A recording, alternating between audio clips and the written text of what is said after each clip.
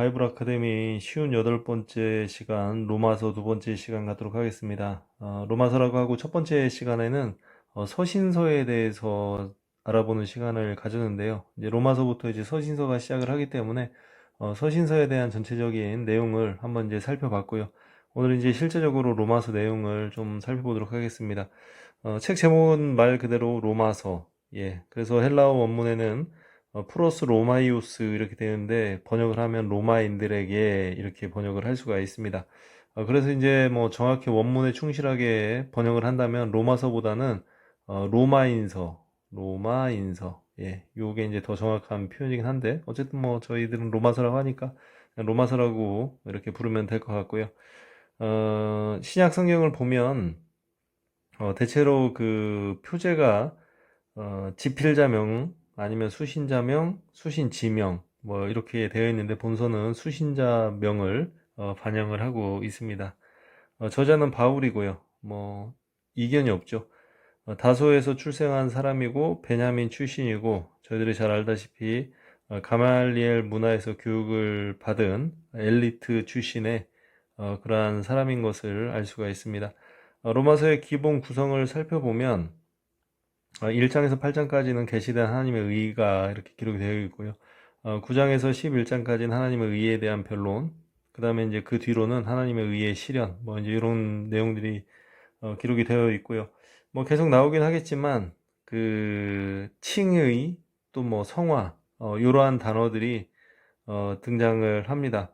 그래서 이 칭이라는 것은 그 의롭게 된다는 이게 이제 신학적 용어죠. 예, 그래서 이 칭이라는 것은 의롭다고 칭해 주는 것. 그러니까 그 자체가 의로운 것이 아니라 그 믿음을 보고 하나님께서 그냥 의롭다고 인정해 주시는, 불러 주시는 그걸 이제 칭이라고 하는 것이고요.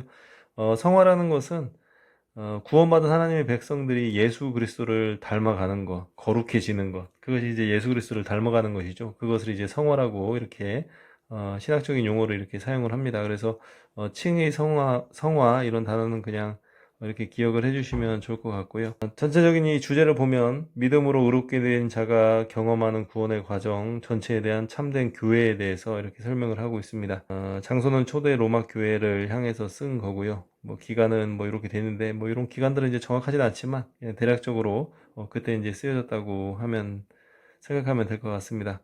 그 편지기 때문에 쓴 이유가 있지 않겠습니까? 모든 성경은 이제 하나님의 감동으로 된 것이지만 그 안에서 어떠한 목적과 이러한 내용들이 담겨져 있다는 것이죠.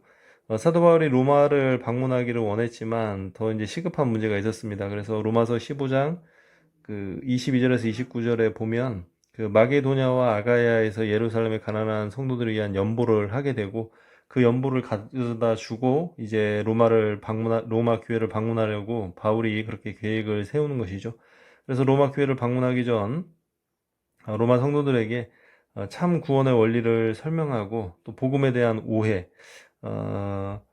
서신서 하면서 그때 이제 시대적인 상황에 대해서 말씀을 드렸었죠. 그 유대교에 대해서 또 그 율법주의 뭐 이제 그런 것들에 대해서 이제 좀 말씀을 드렸던 부분이 있는데 그 당시에 이제 항상 이 신학적 논쟁이 됐던 것이 무엇이냐면 구원이 어떤 율법이나 이런 것들을 통해서 얻는 것이 아님을 계속적으로 사도 바울이 이야기를 하죠. 그럼에도 불구하고 그동안 해왔던 그러한 습관들이나 그러한 내용들 때문에 항상 이 행위 이런 것들이 다 따라오게 되어 있었다는 것이죠.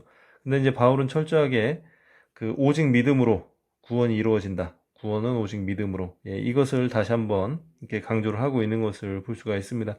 이거는 뭐 당연히 저희들이 알아야 되는 내용이고요.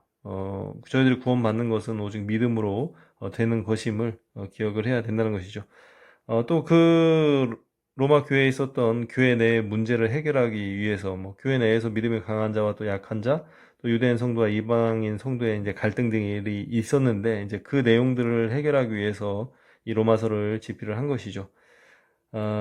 거기에 이제 있었던 그 문제를 조금 구체적으로 보면 로마에 있던 유대인 성도들의 문제가 있었습니다. 그건 무엇이냐면 예수를 구약에서 하나님이 약속하여 보내주신 메시아로 그들이 믿었습니다. 그러나 그들에게는 항상 이 율법이 걸림돌이 되었죠. 율법을 통해서 구원을 받는다는 이제 이러한 생각에 사로잡혀 있었죠. 그게 이제 살아온 환경에 한계가 있었기 때문에 예수님을 믿으면서도 아직 이러한 율법에 벗어나지 못하는 이제 그러한 상태가 있었죠. 그래서 문자적으로 지켜야만 구원을 얻을 수 있다.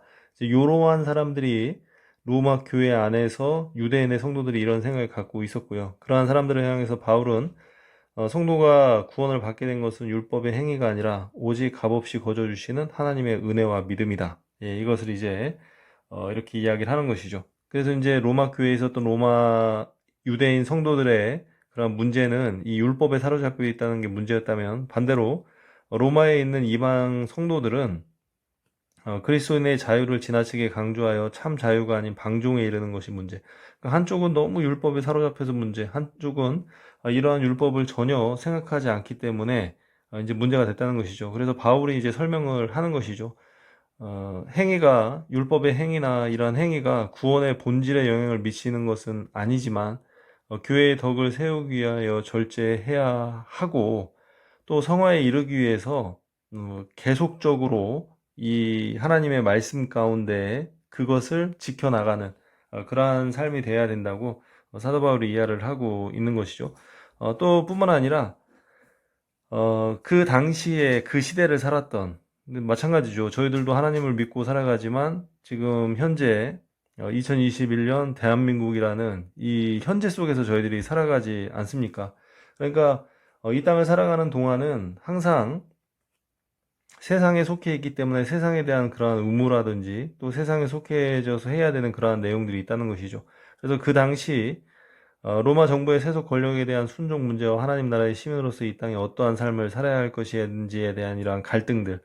그러니까 이제 기독교가 오래되고 또 그 안에서 어떠한 그 논리들이 생겨나고 또 그 신학들이 생겨나면은 이러한 문제들을 이제 해결할 수 있겠지만, 그 당시는 이제 많은 부흥을 하고 있지만 실제적으로 그 안에 이루어져야 되는 그러한 내용들이 아직 자리를 잡지 못했기 때문에 계속적으로 이제 사도 바울은 이러한 것들에 대하여 설명을 하는 그러한 것들을 이야기를 하고 있습니다.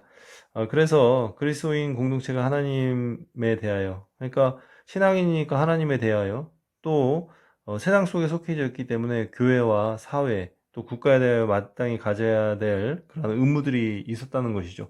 그래서 그것을 성경적으로 또 하나님의 원하시는 뜻이 무엇인지를 분별할 수 있도록 그러한 내용들을 계속 이야기를 하고 있었다는 것이죠. 그래서 이제 그 내용을 좀 살펴보도록 하겠습니다. 그 내용을 보면 구원에 대한 바울의 신학이 이렇게 나와 있고요. 또 구원받은 성도로서 마땅히 행할 바에 대한 실천적 권고, 그러니까 신학이 있고 실천이 있는, 예, 그러한 것이죠. 그래서 로마서 2장 16절에 보면 사도 바울이 나의 복음에 이러한 표현이 있습니다. 그래서 이 믿음을 통한 구원, 또 복음적인 핵심적인 내용을 담기 때문에 바울의 복음서라고도 불리울 정도로 이 로마서는 이러한 구원에 대한, 이 복음에 대한 내용이 담겨져 있다는 것이죠. 그래서 저희들이 공부했던 사복음서가 예수님의 삶과 행적을 사실대로 그대로 기록한 것이 복음서라면, 이 로마서, 사도 바울이 이야기하는 이 로마서의 복음은 예수님의 탄생과 사역들의 의의를 성도의 구원 과정과 성도의 실제적인 삶과 연결을 시키는, 그러니까 이제 신학적이라는 건 그런 것이죠. 복음서가 어떤 사실이라면 그 사실을 해석해서 적용시킨 것, 그것이 이제 로마서라는 것이죠. 그래서 그 내용은 모든 인간은 죄인이므로 모든 인간은 구원을 받아야 한다는 구원의 필요성. 예. 그러니까 죄인이니까 구원을 받아야 되는 것이죠. 그러고 그런 모든 과정 속에서 그리스도의 죽음에, 그러니까 예수 그리스도가 왜 돌아가셨는지 당연히 이것을 알아야 그것을 믿지 않겠습니까? 그렇기 때문에 그러한 의미, 또 의롭게 된다는 것이 무엇인지, 또 거룩하게 된다는 것이 무엇인지, 예, 그러한 내용들이 나오고, 여기서 이제 영화는 그 완성을 의미하죠. 그러니까 칭이라는 것은 의롭게 됨을 이야기하는 것이고, 성화는 그 의롭게 된 사람이 예수 그리스도를 닮아서 거룩해지는 것을 성화라고 하고요. 그 성화의 끝이 영화, 이렇게 이야기를 합니다. 그 교단마다 이 영화에 대한 개념이 조금 틀린데요. 그 웨슬리, 저희들은 이제 웨슬리안들이죠. 그러니까 이제 감리교에서 이 영화는 이 땅에서 이루어질 수는 있지만 그 시간이 굉장히 짧다. 그래서 뭐 죽기 전에 잠깐 이룰 수 있는. 그러니까 이 육신을 입고 있는 동안에 이루기가 굉장히 어려운 이제 완성이니까, 예, 그래서 죽기 전에 바로 전에 뭐 이렇게 완성이 된다 이제 그러한 표현을 하는데, 어쨌든 간에 뭐 이거는 이제 정확히 구분 지을 수 있는 이제 그러한 것은 아니고요. 특별히 사도 바울이 중요하게 강조한 것이 이제 이신득인데요. 이 이신득이라는 건 뭐냐면 믿음으로, 예, 의로움을 얻는다. 예, 믿음으로써 의로움을 얻는다. 그러니까 믿음으로 의롭게 됨을 이야기를 하는 것이죠. 그래서 이제 이 전체적인 이 내용으로 이제 나눌 수 있기 때문에 이것을 그 세 부분으로 나눠서 살펴보면 1장에서 8장까지는 그 인사더불어 각 개인에게 있어서 구원의 필요성과 구원의 조건으로서의 칭의, 구원의 결과로서의 성화, 이제 이러한 내용들이 나오고요. 9장에서 11장까지는 이스라엘의 과거, 현재, 미래의 상황을 이야기하면서 하나님의 주권과 역사 가운데 반영되고 있는지를, 하나님의 의와 주권이 역사 가운데 어떻게 반영되고 있는지를 밝히는 그러한 내용으로 되어 있고요. 12장에서 16장까지는 믿음으로 의롭다 칭함을 받고 구원을 얻게 된 백성이 그 은혜에 대한 감사로서 마땅히 해야 할 의의 실천에 대하여 기록을 하고 있습니다. 그러니까 이제 바울 신학, 이제 뭐 바울 신학이라는 것은 뭐 바울 한 사람의 개인의 그게 아니라 지금도 저희들이 이제 기억해야 되는 그러한 부분이죠.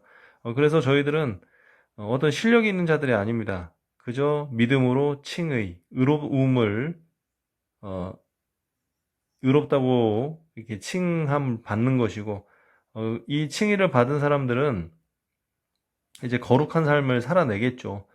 그러니까 율법이 어떠한 죄를 지적하는 것이라면 그것만으로는 구원을 받을 수 없죠. 그래서 믿음으로 의롭게 되고 그 다음에 이제 하나님의 말씀을 이제 지키는 것이죠. 예, 그러면서 거룩해지는 것, 그걸 성화라고 하고요. 이것이 쭉 가서 이제 영화, 이제 완성이 되는, 예, 완성이 되는 그러한 상태를 의미를 하는 것이죠. 그래서 이제 이러한 내용들이 이제 기록을 하고 있다는 것이죠. 그래서 이제 그 세부적으로 좀 살펴보면 그 복음에 나타난 하나님의 의의 계시 1장에서 8장까지 기록이 되어 있습니다. 그래서 1장 1절에서 7절은 항상 이 서신서는 어떤 양식이 있겠죠. 저희도 뭐 어렸을 때 편지 쓸 때 그 뭐 인사하고 뭐 이제 요런, 예, 먼저 누구에게 보내는지 부르고 그다음에 뭐 인사를 쓰고 이제 그랬던 기억이 나는데, 서신서가 갖는 일반적인 양식에 따른 이제 인사말이 기록이 되어 있고요. 그다음에 1장 8절에서 15절은 수신자에 대한 감사와 기원에 대한 그러한 내용이 기록이 되어 있습니다. 그리고 이제 로마서 전체 주제로 생각을 한다면 그 로마서 1장 17절이지 않을까 생각합니다. 그래서 이제 그 내용은 복음에는 하나님의 의가 나타나서 믿음으로 믿음에 이르게 하나니 기록된 바 오직 의인은 믿음으로 말미암아 살리라 함과 같으니라. 예, 이제 이러한 내용이 기록되어 있는 것을 볼 수가 있습니다. 그래서 이제 요 내용을 암기를 하시면 좋을 것 같고, 이제 요절처럼 이제 암기를 해주시면 좋을 것 같습니다. 그래서 이것이 이제 그 이신득이라고 이렇게 표현을 하는 것이죠. 그 믿음으로 의로워지는 것.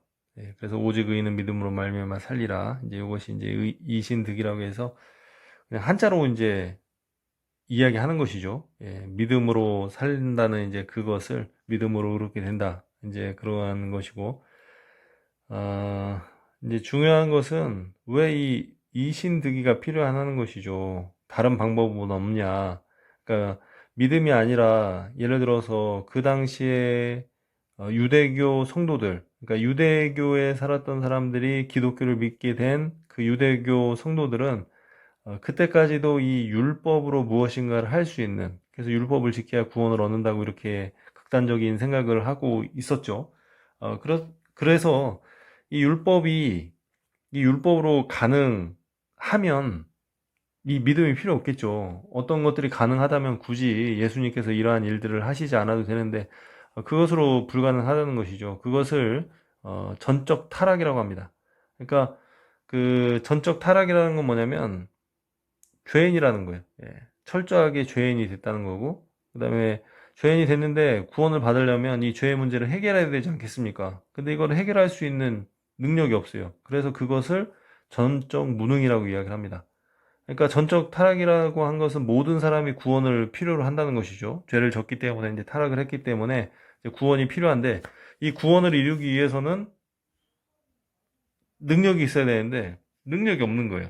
이제 무능하다는 것이죠. 그래서 그 방법이라는 것은 오직 믿음으로 의롭게 되는 방법밖에 없다. 그래서 이제 그 사도 바울은 이제 이 내용을 강조를 하는 것이죠.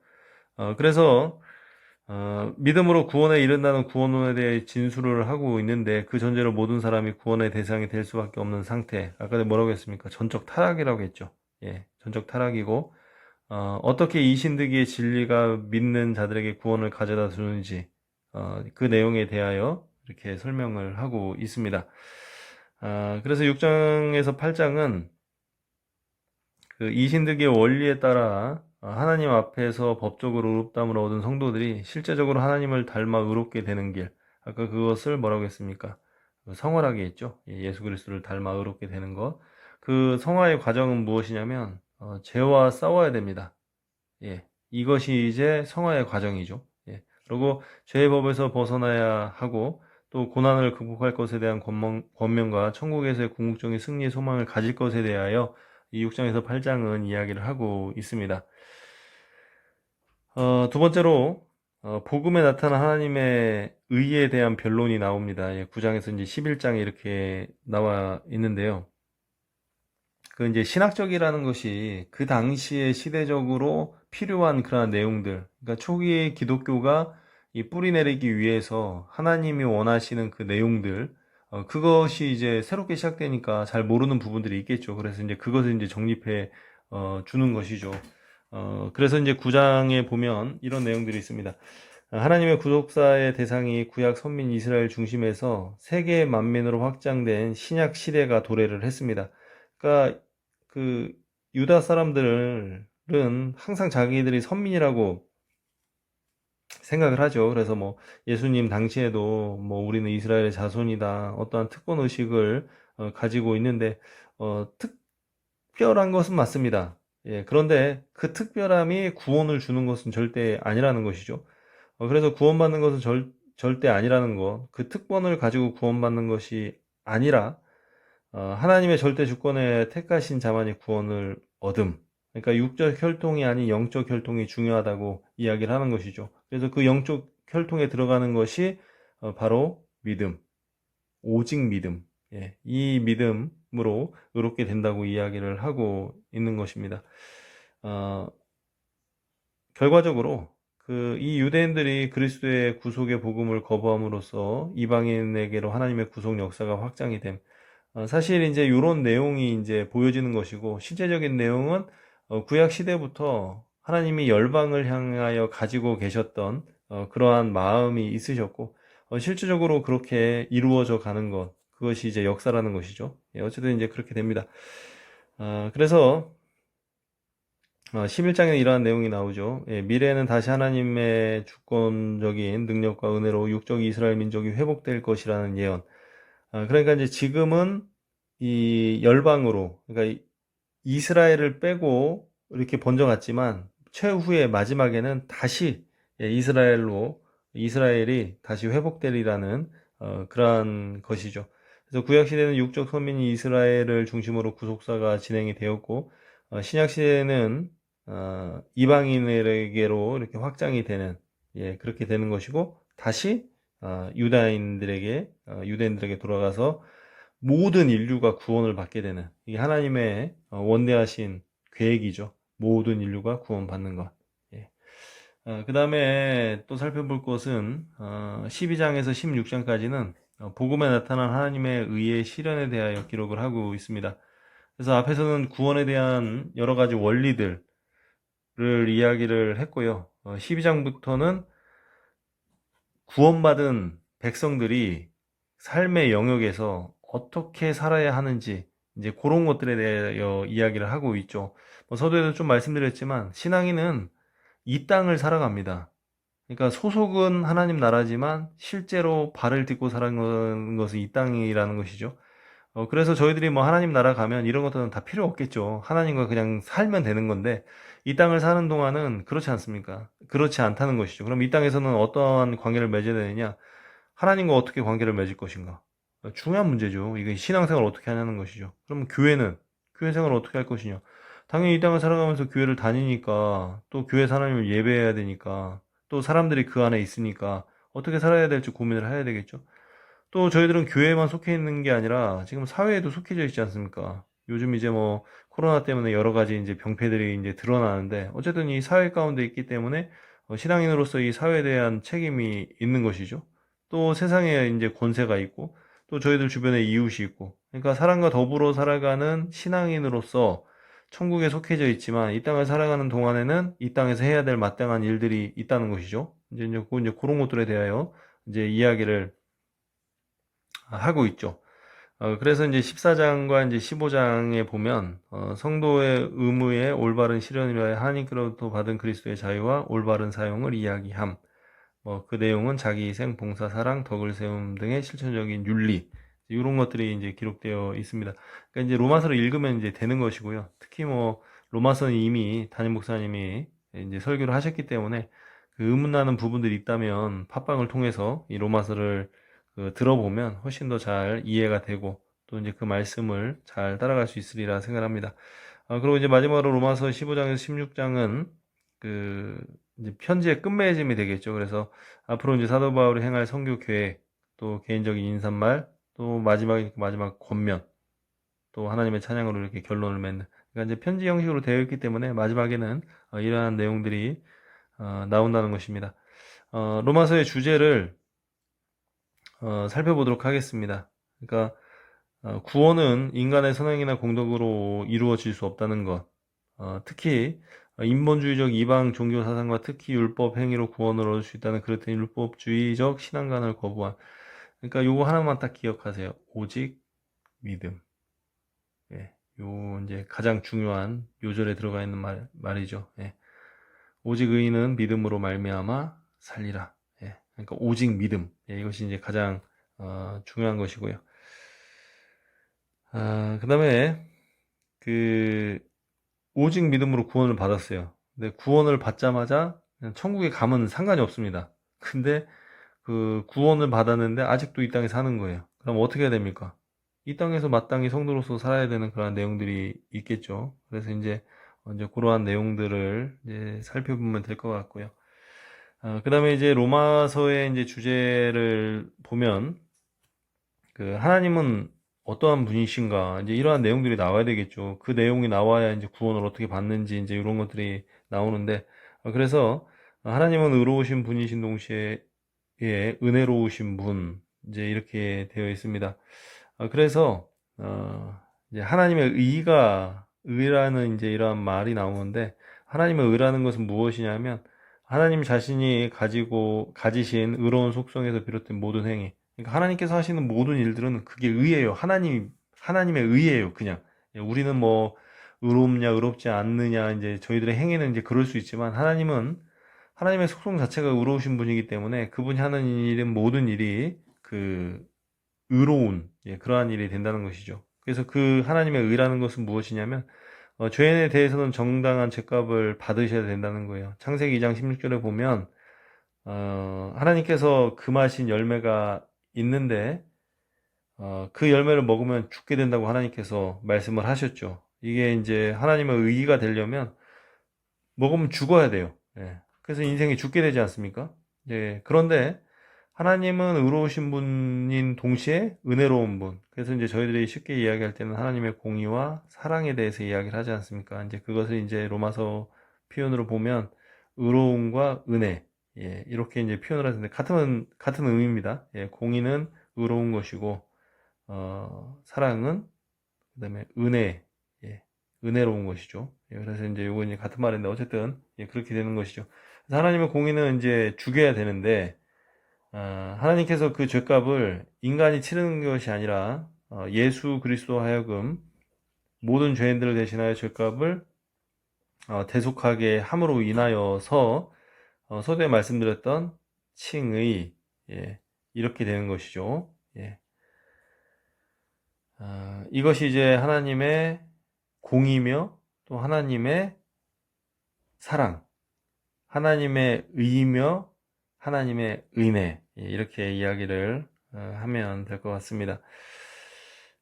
근데 이제 그 선악과를 먹은 것 자체가 이제 죄인데, 이제 이 시대를 살아가고 있는 사람들에게 이 죄가 뭐냐는 것이죠. 그래서 죄는 소극적인 측면에서 하나님을 영화롭게 하지 않는 것. 그러니까 인생의 목적이 뭐냐면 하나님을 영화롭게 하는 게 인생의 목적인데 하나님을 영화롭게 하지 않았다. 그것은 죄죠. 예. 그리고 적극적인 측면에서는 하나님보다 더 높아지려는 교만한 마음에서 비롯된 모든 행위. 그러니까 인간의 모든 행위는 이 교만에서 출발합니다. 근데 그것이 모두 죄라는 거예요. 이러한 교만에서 출발한 모든 것들이 이제 죄라는 것. 그렇기 때문에 죄가 없는 인생은 없어요. 그래서 이제 좀 말씀드렸다시피 전적 타락, 예. 하고 전적 무능. 그러니까 모든 인생은 전적 타락이에요. 그러니까 전부 다 타락했어요. 타락하지 않은 인생이 없어요. 그러니까 어떤 한 사람도 타락하지 않았기 때문에 모두 다 구원과 회복을 갈망한다는 것이죠.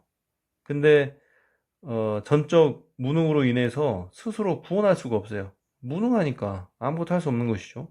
그래서 믿음을 통해서 그래서 이신득이라는 이러한 표현이 나온 겁니다. 그러니까 전적 타락, 전적 무능, 그래서 이신득이.